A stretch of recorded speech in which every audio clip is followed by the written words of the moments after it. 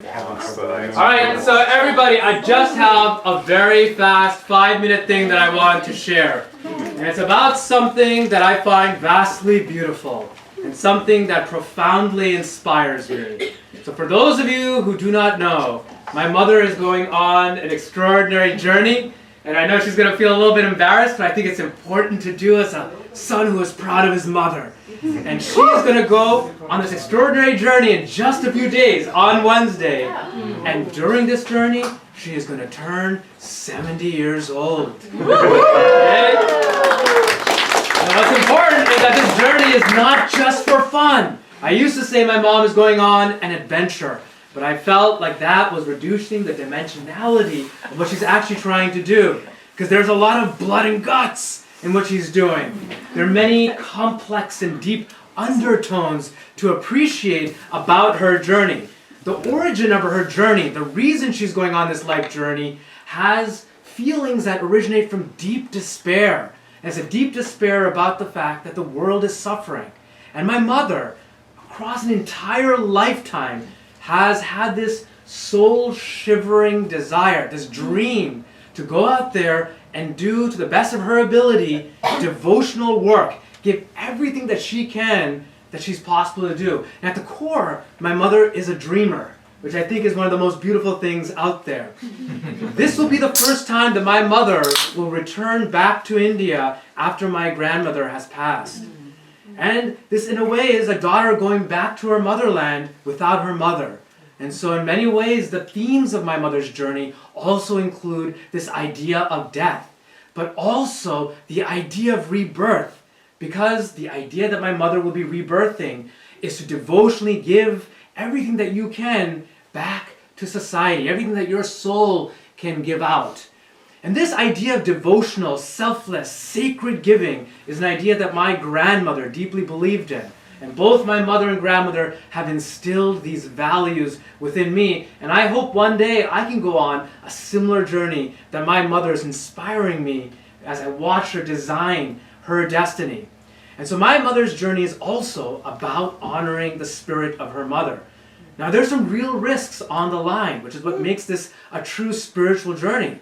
She'll be going and volunteering in NGOs, but she doesn't know who these NGOs are. She's done her research, but she doesn't know them. There's no family around. She's going to be all by herself. There's a real sense of danger. You know, her blood pressure went dangerously high. I know she doesn't want me to share, but just to express this, like it was something of worry, and now it's under control. But despite all this, or in honor of these things, she is still going and she's pushing hard because she wants to realize a dream. And I also want to add a layer of historical context, because where my mother grew up, you know, at that time and in that place, women were not allowed to really go out on their own and do their own thing. And here is someone who by herself has thoroughly researched this life journey she's going on, meticulously designed and planned every detail of the trip, and it's all done by herself. I didn't help her. I offered, but at the end of the day, I didn't do anything. She's the one that did it.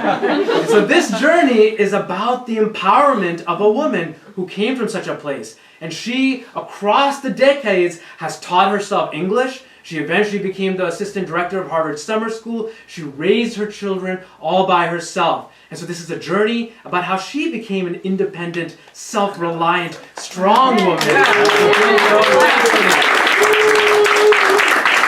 And to gain this strength and irrepressible will, she has had to battle against a lifetime of very intense trauma, which has led to depression. And she has had to teach herself how to make peace with those perpetual beasts that inject self-doubt in her. And she's had to push and push and push beyond the ocean of uncertainty, beyond the mountains of anxiety and nervousness, and beyond the possibility of failure and the scrutiny of naysayers.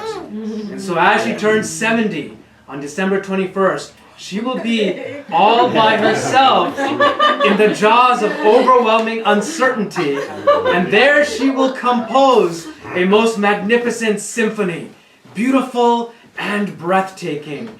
And she will take the first steps into her masterpiece, where success or failure doesn't matter, only that singular unwavering focus to implement her dharma, whose purity will in one way or another churn the karmic cycles of cause and effect. So, in my opinion, the very meaning of life is to be a human and put everything on the line for what you believe in. So, let us, my mothers and my beautiful community, on this night of lights, give my mother all of our love into her journey and her 70th birthday. Yay!